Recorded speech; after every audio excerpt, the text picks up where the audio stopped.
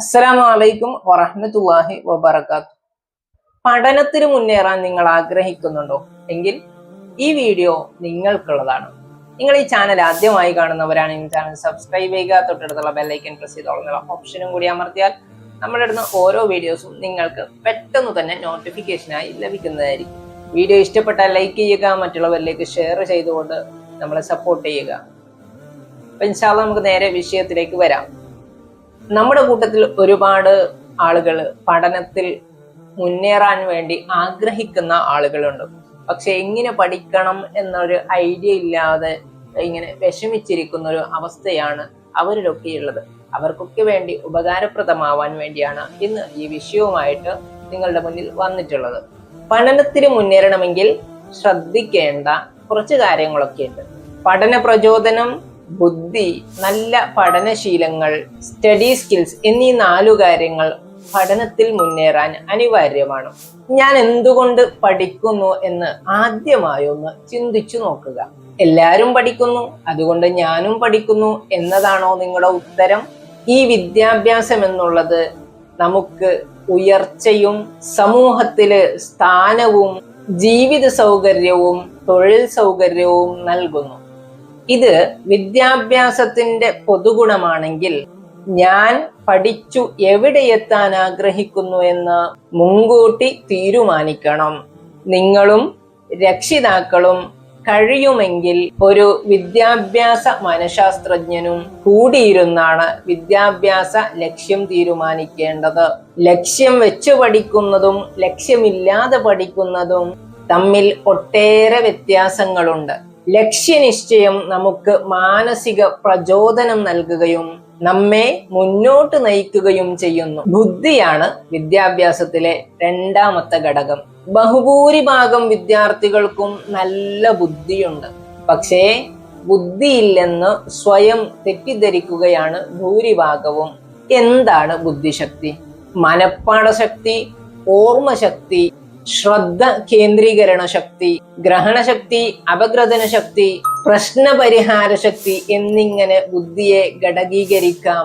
ബുദ്ധിയുള്ള പൈതൃകം, ബുദ്ധി വളർത്തുന്നതിനുള്ള പരിസരം, തനിക്ക് നല്ല ബുദ്ധിയുണ്ടെന്ന ചിന്ത, ഇവ 3മാണ് ബുദ്ധിശക്തിയെ പ്രധാനമായും സ്വാധീനിക്കുന്ന ഘടകങ്ങൾ. ബുദ്ധി കുറവെന്ന് തോന്നുന്നവർക്ക് ബുദ്ധി വർദ്ധിപ്പിക്കുന്നതിനുള്ള മനഃശാസ്ത്ര മാർഗങ്ങളുണ്ട്. തലച്ചോറിന്റെ വളർച്ചയ്ക്കാവശ്യമായ ഭക്ഷണം വരെ പ്രാധാന്യമർഹിക്കുന്നവയാണ്. നല്ല പഠനശീലങ്ങൾ പഠനമുന്നേറ്റത്തെ വളരെയധികം സ്വാധീനിക്കുന്നു. എപ്പോൾ പഠിക്കുന്നു, എവിടെ ഇരുന്നു പഠിക്കുന്നു, ഏതു ഭാഗത്തേക്ക് തിരിഞ്ഞിരുന്നു പഠിക്കുന്നു എന്നിവയെല്ലാം പ്രധാനമാണ്. പ്രഭാതമാണ് പഠിക്കാൻ ഏറ്റവും നല്ല സമയം. അതുകൊണ്ട് നേരത്തെ ഉറങ്ങുക, നേരത്തെ ഉണരുക എന്നത് വിദ്യാർത്ഥികൾ ശീലമാക്കിയിരിക്കണം. സ്കൂൾ ടൈം ടേബിളിന് പുറമെ ഒരു 24 മണിക്കൂറിന്റെ ടൈം ടേബിൾ വിദ്യാർത്ഥി സ്വയം തയ്യാറാക്കണം. രാത്രി ഉറങ്ങുന്നതിന് മുമ്പ് തന്നെയാണ് നല്ലത്.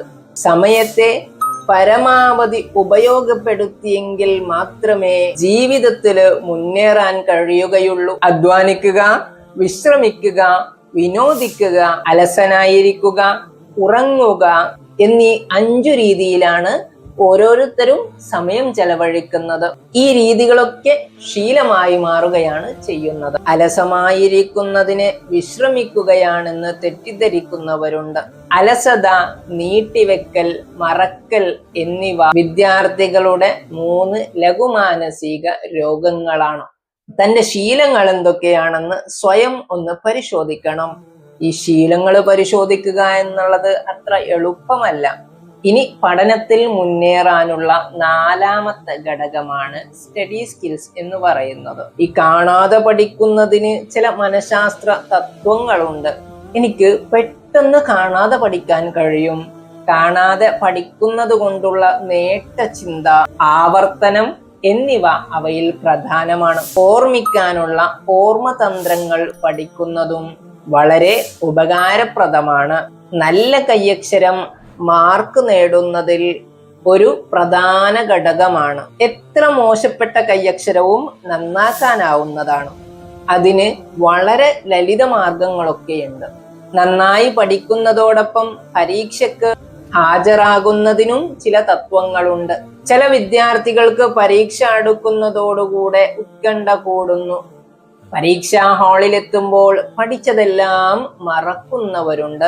നന്നായി പഠിച്ചിട്ടും പരിഭ്രമിക്കുന്നവരുണ്ട്. പരീക്ഷാകാലത്തെ ഭക്ഷണക്രമവും ഉറക്കവും ദിനചര്യയും ഇതിലൊക്കെ പ്രാധാന്യമർഹിക്കുന്നവയാണ്. ഇനി പഠനത്തിൽ മുന്നേറാൻ ഒരു ലളിതമായ മനഃശാസ്ത്ര ഫോർമുല പറഞ്ഞു തരാം. രാത്രി കിടക്കുമ്പോൾ ചെയ്യാനുള്ള ഒരു ലളിത മാനസിക യത്നം.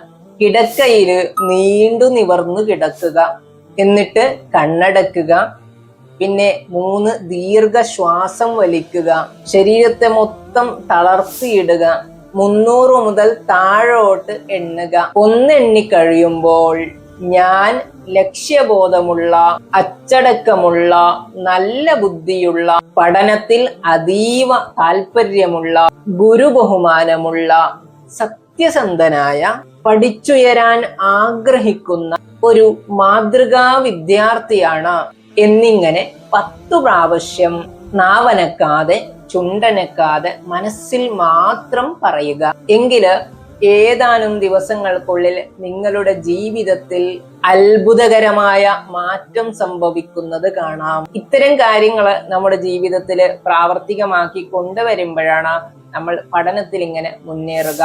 പഠനത്തിൽ മുന്നേറാൻ ആഗ്രഹിക്കുന്നവർക്ക് ഈ വീഡിയോ ഉപകാരപ്രദമാകുമെന്ന് വിശ്വസിക്കുകയാണ്. എല്ലാവർക്കും നല്ലൊരു വിജയമുണ്ടാകട്ടെ എന്ന് ആശംസിച്ചുകൊണ്ട് അടുത്തൊരു വീഡിയോയിൽ നല്ലൊരു വിഷയമായി വരുന്നത് വരേക്കും അസ്സലാമു അലൈക്കും വറഹ്മത്തുള്ളാഹി വബറകാതുഹു.